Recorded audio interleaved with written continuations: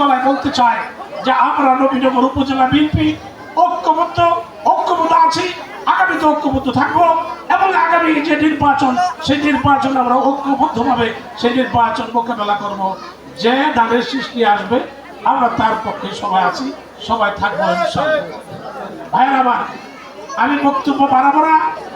আমি এই সরকারের উদ্দেশ্যে বলতে চাই যে আগামী ফেব্রুয়ারির মধ্যে অবশ্যই নির্বাচন দিতে হবে।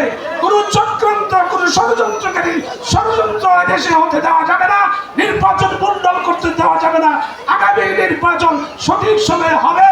শত হাজারো ষড়যন্ত্রের জাল ছিন্ন করে আগামী এই নির্বাচন হবে বাংলাদেশে নিরপেক্ষ নির্বাচনের মাধ্যমে বাংলাদেশ জাতীয়তাবাদী দল তথা বিএনপি আগামী দিনে ইনশাল্লাহ আপনাদের মধ্যে রাষ্ট্রীয় ক্ষমতায় অধিষ্ঠিত হবে।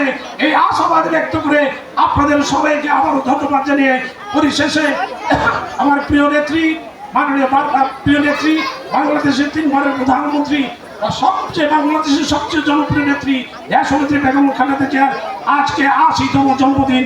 ওনার এই ৮০তম জন্মদিনে আমরা কর্পোরেশন নবীনগর উপজেলা বিএনপি